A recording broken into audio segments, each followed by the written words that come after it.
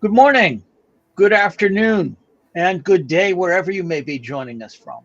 Welcome to another edition of Sales TV Live. Today, we're asking better questions for better connections, clarity, and control. I'm joined by Deb Calvert. Deb is the author of two bestsellers, Stop Selling and Start Leading, and Discover Questions Get You Connected. She's also the founder of People First Leadership Academy. She brings a wealth of insights on the pivotal role of questioning in building organizational strength and driving sales success. Deb, welcome. Thank you, Rob. I am delighted to be here. It's such a great show, and I'm honored to be a part of it. Thank you. We're thrilled to have you here. Thank you. Deb, please tell us a little bit about you, your journey in sales, and where you are today. Well, once upon a time, I was in newspaper advertising sales, and I started off in the phone room, and then I got an outside territory, and I was hungry to do a good job, to find all the resources that I could. So I went to the public library and looked for books on selling, and I found exactly one. It was Neil Rackham's Spin Selling. And I devoured that book, and I loved what I learned about questions. And pretty soon, though, I was selling, I was doing a great job. And pretty soon I realized, you know what, I think that there might be more than four kinds of questions. These four are helpful, but what are these? These don't quite fit. So that has then started since then a decades-long pursuit of researching questions and the purpose behind questions. And I've written a couple of books now about questions. That's my passion. So let's jump right into it then. What makes a good question? Oh, that's a great question. So the first thing that makes a good question is that it makes someone think. In fact, really good questions trigger something called instinctive elaboration, which simply means a really good question will hijack the other person's brain. Literally. When you have a good question and your mind is elaborating on the answer, pulling the pieces together, it's impossible to think about anything else until you put those pieces together and answer that question. So in sales, to fully have the attention of the person that you're talking to, your client or prospect, right? Instinctive elaboration is powerful. So great questions hijack the brain. They make someone think. They allow them to pause and reflect, because that's where value starts to develop. And appreciation for the question asker becomes bonding and creates those stronger connections. Ultimately, really good questions are singular, one focus at a time, and they're purposeful. They cut straight to exactly what you were trying to find out. They're not sloppy. So how does a good question move me closer to you? So I ask you a question and it makes you pause and think, and I hijack your brain, and you're delivering that insight and that value to me and that knowledge to me. What do I then have to do to capitalize on that? Well, you have to listen very well, because we're talking about relationships and building trust and maintaining trust. So think about anybody, Adam, in your life, anybody at all who you really, really trust. And if you examine, like, how did you get there? Chances are pretty good that they did ask you questions, even difficult ones. But then they listened. They fully received what you were offering. They didn't cut you off or interrupt or race ahead to what they were interpreting. They dignified you. And they received what you were saying so much that they asked the very powerful thing known as a follow-up question, right? A follow-up question proves I heard you, I processed what you said, and I care. I want to know even more. And all of that in incremental steps builds bonds of trust. That makes perfect sense. I often laugh when I think about somebody once said that if you think back to your first date, if you went on to a second date, it's because the person that you were spending time with, because they didn't talk about themselves. They asked you lots of questions. And let's be honest, we all like to talk about ourselves, don't we? And it's true. There's a bit of research, actually, which says there are 40 questions. And if you ask someone 40 questions and genuinely listen and talk about those 40 things, both of you sharing information, you will fall in love. Now, the 40 questions are progressively more intimate, and it's sharing on both sides. The TV show called The Big Bang Theory here in the US has an episode about this where Penny and Sheldon are playing this game, these 40 questions. But I mean, And did they fall in love? They came to a much higher level of respect and admiration for one another. Fantastic. Yes. So what's the importance of asking the right questions? Extremely important. Questions have to be purposeful to be the right questions. They have to be clear, and they have to be timed well. Salespeople know this, right? You don't start out a meeting, "Hi, Rob, nice to meet you. What's your budget?" That's a perfectly fine question later when the trust has been established and when there's some context for asking that kind of a question. But at the beginning, especially when relationships are fragile and when buyers already have up the, sellers are to be avoided mentality, we've got to break down the barriers and make sure that we're focusing first on understanding before trying to be understood. We've got a comment from the audience I wanted to share. Bob Britton says, I use Socratic questioning quite frequently, but it's not as easy as one might think. You really need to know your space to guide them with questions. But I find it more productive than the other types of questioning. I know what he means by that, but Deb, you're the expert. Can you talk us through what is meant by Socratic questioning and your thoughts around that? I will. I do want to preface this with another setup piece, though. So, Bob, brilliant. Thank you for the question or the comment. I think a lot of people misunderstand the second part of what Bob said. So I want to address that first. It isn't easy to ask really high quality questions and to follow a line of critical thinking and reasoning that progresses the conversation. It's not as natural as simply asking questions. In fact, some questions can work against you if you aren't thoughtful about how you position them. So this is sort of like breathing. Yes, we can all do it automatically. Even 3-year-olds can ask questions. Why? And they don't necessarily help the conversation.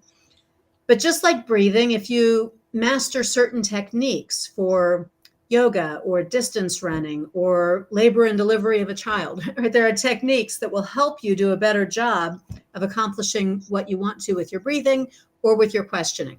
Okay, so Socratic questioning is a form of questioning that helps promote self-discovery. Rather than me asking just fact-based questions that you know all the answers to, I help you see things in a different way. I guide you by my questions to reveal information and to think for yourself and begin to put some pieces together. And Discover, which is the model of 8 purposes for asking questions, has a couple of those that are especially high value when it comes to promoting that self-discovery. So thinking about what do you want to accomplish, and what Bob's describing is a process, Socratic questioning to engage and involve and help someone come to their own conclusions. That process requires different purposes of questions. How important is gaining permission before asking questions? Extremely. Because remember, those buyers have their defenses up. Sellers are to be avoided. We have to be self-protective. So to state the intention and get permission is extremely valuable. I call it a statement of intent. It simply sounds something like, Rob, I'd like to understand your needs a little bit better before I prescribe something that might not fit well. May I ask you a few questions? It's something very simple, followed by that permission, usually a close-ended question that just gets a yes, no. Always gets a yes if you put the statement of intent out there. I'd like to help you.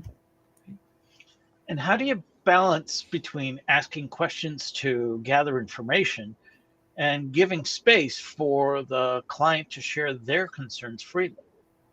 Okay. there are 8 purposes of asking questions. You're describing the first one, the D stands for data. And those are fact-based questions, which we need. We need information. We need information so that we can make the best proposition, the best solution. But if you ask too many of those questions, especially too many in a row, it's uninteresting to your prospect or client. Ho-hum, I know the answers. You should already know the answers. That's on my website. This is boring. Pretty soon they run out of time because it's not interesting. So it's much better to ask those data questions, only the ones you need and couldn't find elsewhere, and to ask them along with, in between, other questions that are thought-provoking and mentally engaging for the person that you're talking to. Mix them up.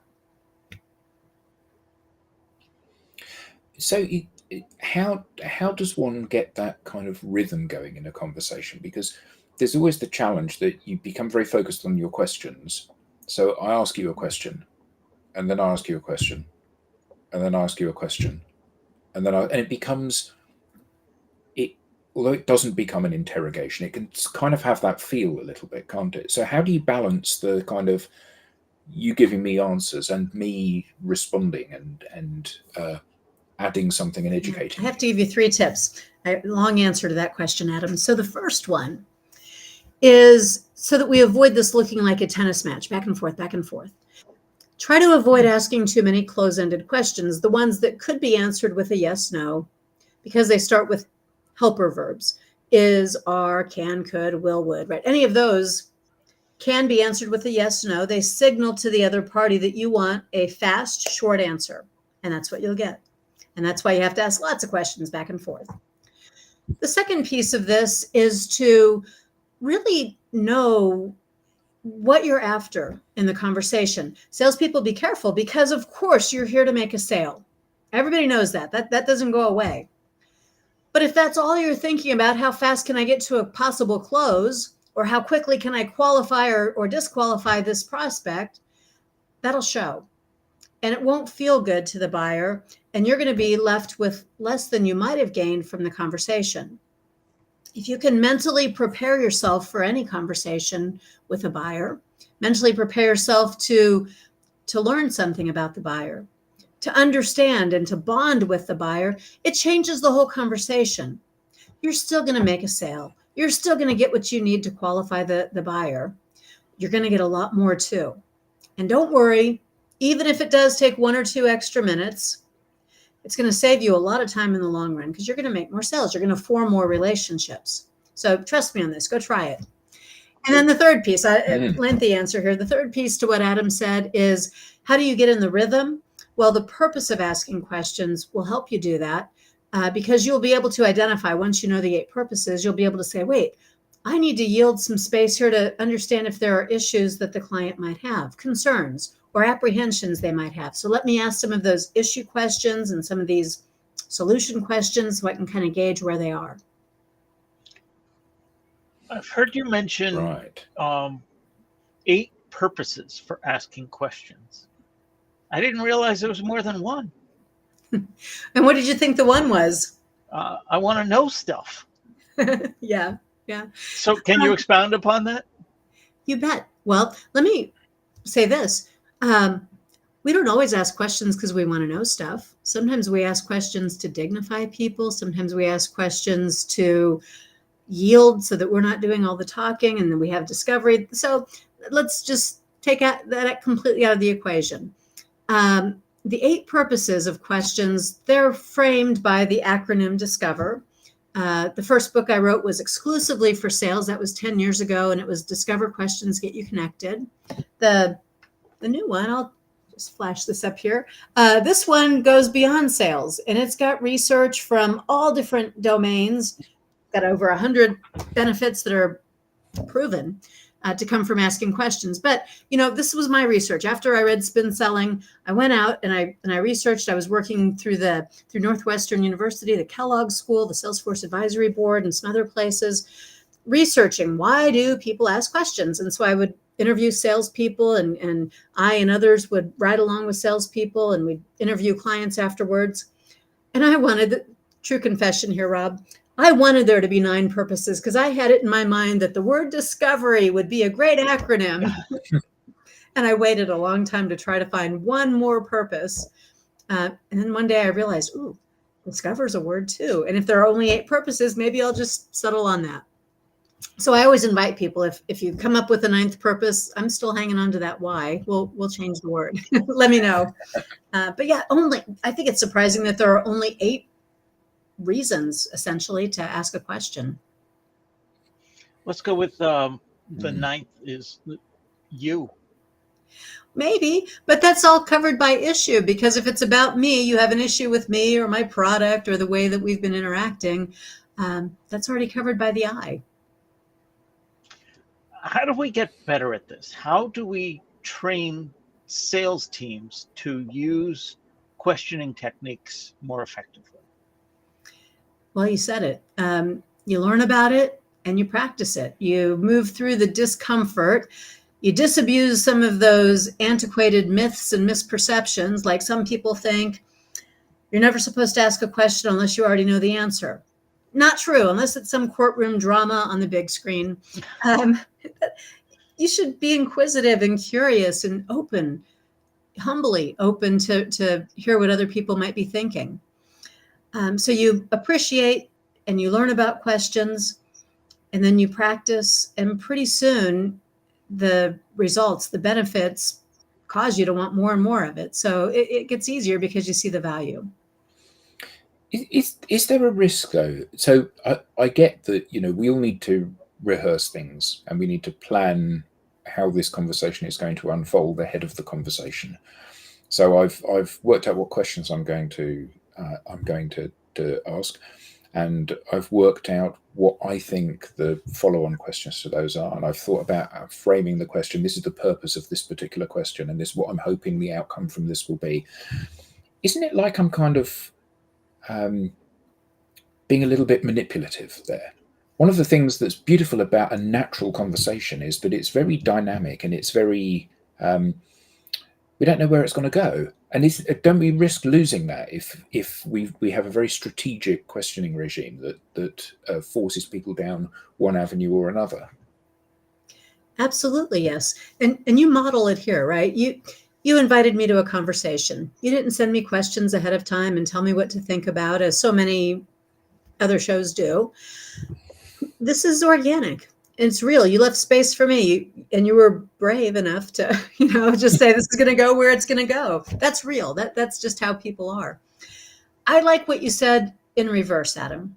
So instead of thinking about what do I want to ask and what's my follow-up question and what's the outcome I want, how about we just start here? From this conversation with this particular buyer, here's the outcome that I want. And if you think about that, it changes the conversation. The outcome I want is to build a relationship. The outcome I want is to build on the relationship so they are going to say yes to what I'm proposing to them. The outcome I want is to gather enough information. There's always an outcome.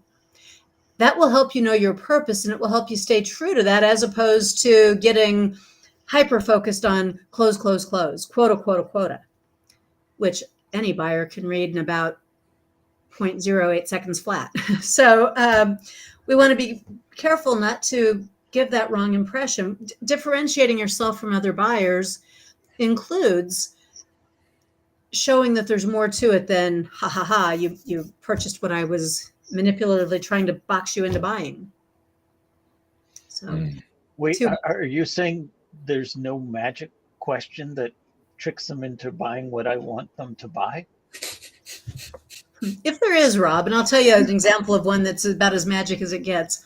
But if there is a magic question, it only works short term, and then you're having to deal with buyer's remorse and cancellations and bad reputations. So don't bother. But the most magic question I've ever heard is from life insurance salespeople, because they say to you with the grave expression on their face, they say something like, "But Rob, what would happen to your family if, unfortunately, you were to pass away and didn't have them covered?" Right? And I'm going to use Adam's word. That does, if not in the moment, ultimately that does feel manipulative. Right. Who cares? It's their problem, not mine anyway. Yeah. Along those lines, what kinds of questions are not particularly effective or could be perceived negatively? Well, that one, the blame or shame question, where the intention Blame is or to shame. make someone feel bad, to give you what you want. Another type of question that I really don't see a lot of value in is a question that is overly leading. And that's going to include, hold on, salespeople, you're not going to like this. It includes the questions that start with, what if I could? What if I could show you a way to save tens of thousands of dollars? Okay, because you know what buyers say? This is all research based. It's not Deb said. Buyers very often say, well, if you could, why don't you just do it? Right? There's a frustration because they feel like you're trying to put them in a corner, box them in to give you that leeway. So any question that feels inauthentic or it feels like it serves your purposes rather than the purposes of the other person, those often backfire. And if we're about building relationships and establishing trust, then don't let yourself go down that wrong path. We have a comment from Jess Flack. Jess says, how much background research should be covered before attempting to build relationships for a sale? I get lots of hard sells happening straight after a connection on LinkedIn, and it's always done with the same, I've seen your website, and it's so surface level, that's not really taking the time to get to know who I work for. As a local authority, we have tenders, procurement frameworks, and a wealth of other parameters that inhibit that front doorbell sales call. Even an acknowledgement of that would be cool from my point of view. Jess, I adore this comment and question. And I'm going to get up on my soapbox for just a moment. Quality versus quantity is a true consideration. And I understand there are different types of sales, different types of models. But anytime there is a primary focus on quantity, you'll see exactly what Jess is talking about. I am required to make 100 calls per day or 100 LinkedIn requests per day. Well, it can't help but be generic. If there's too high a volume, you will sacrifice quality. I would much rather, and in every sales organization that I've worked with, I have said the same thing, and we have seen better results when that number comes down, but the quality expectation is different. We focus on quality, which includes, let me find out a little bit. You know, in this day and age, if I wanted to know something about Jess other than she has a LinkedIn account and I can do a generic pitch, all I have to do is look at her company, look at her LinkedIn profile. There's something there for a much better real connection. If nothing else, she's going to appreciate that, hey, Deb took the time. She's not like all the others who send me this generic spammy stuff. So many questions I still have yet to ask, but we're running out of time. Wow. I know. I told you it would fly by. Deb, how can people find out more about you? Well, look me up on LinkedIn, but don't send me the spamming generic stuff because I'll school you on that. But do connect with me. I always love the follow-ups. You can look at my Leadership Academy, which has a lot of free courses. That's peoplefirstpotential.com, all 3 words spelled out. My business site, People First PS, which stands for Productivity Solutions. Hey, get the book. Why not? And let me know what you think and what questions you have. I just really always enjoy whatever kind of connection we can get. Fantastic. This has been great. Thank you. Brilliant. Thank you so much. We now have a newsletter. Don't miss an episode. Get show highlights, beyond the show insights, and reminders of upcoming episodes. You can scan the QR code on screen or visit us at SalesTV.live and click on newsletter. This has been another edition of Sales TV Live. On behalf of the panelists and everyone at Sales TV Live, to our guest Deb, to our active audience, thank you for being an active part of today's show and today's conversation. Until the next time, we'll see you soon. Thank you very much.